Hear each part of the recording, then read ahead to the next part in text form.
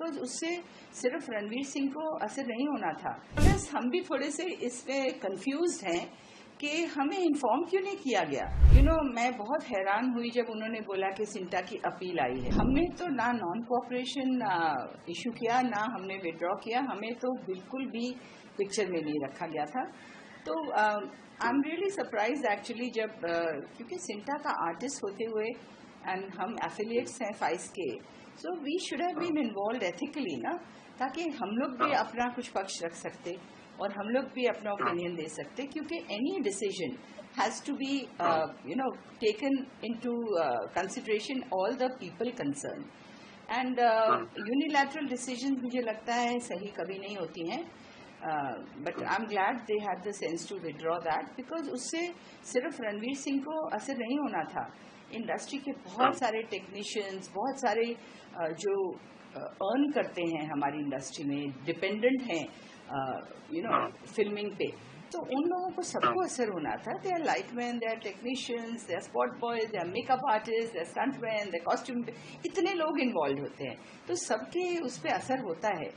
So I think any organisation which is in charge, जिसको इतनी responsibility दी गई है, उसको बिना सोचे ये डिसीजन नहीं लेनी चाहिए थी, एटलीस्ट बिना involving not only us, all the affiliates. और हमारे तो एक्टर हैं वो Ranveer ji, so that was very very shocking to us and हमने इस पे अपनी ऑब्जेक्शन भी रेज की है, हमने उनको खत भी लिखा है इसके बारे में। So let's see how they react to it. But आपको लगता है उन्होंने जल्दबाजी की ये नॉन कॉपरेशन जारी करने के लिए? वेल, जाहिर तो ऐसा ही लगता है ना, क्योंकि कुछ ही दिनों में उन्होंने विड्रॉ भी कर ली। सो दैट्स जब उन्होंने विड्रॉ किया मैम, तो सिंटा उसमें पार्टिसिपेट किया, उसमें सिंटा ने? मैं बहुत हैरान हुई जब उन्होंने बोला कि सिंटा की अपील आई है। प्लीज उनसे पूछिए कि हमारी चिट्ठी दिखाएं अपील की, या बताएं कि वो तो मैम, वो तो उपासना सिंह जी उधर बैठी हैं साक्षात। नहीं, पर Upasana ji as a individual, as an actor can go, but she wasn't representing Sinta, I would say, because हमें किसी को पता ही नहीं था।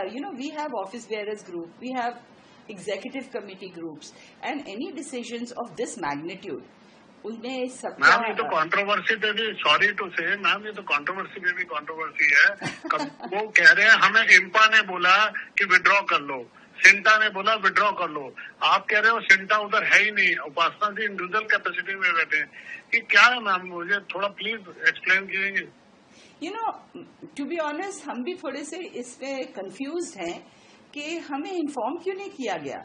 एक बहुत सिंपल सी बात होती है, we all communicate through phone calls, through WhatsApp, through emails, और हर रोज 5 से 1 एक चिट्ठी आ जाती थी कि अगर टू दैट एक्सटेंट कि हमारे जो पहले उन्होंने किया प्रेस कॉन्फ्रेंस, वो हमसे रिक्वेस्ट करके कि हम सिंटा का प्रेमाइसेस यूज कर सकते हैं। हमारा एक ऑफिस है वो वहाँ पे कार्तिक में, उन्होंने बोला can we use your office, and we being friends and affiliates we said of course you can use. हमने उनसे ये नहीं पूछा आप क्यों कर रहे हैं प्रेस कॉन्फ्रेंस, क्योंकि हमें लगा उनका कुछ पर्सनल मामला होगा। और अगले दिन जब मीडिया में खबर आई तो हमें बहुत धक्का लगा, क्या बोलो, वी वर शॉक्ड।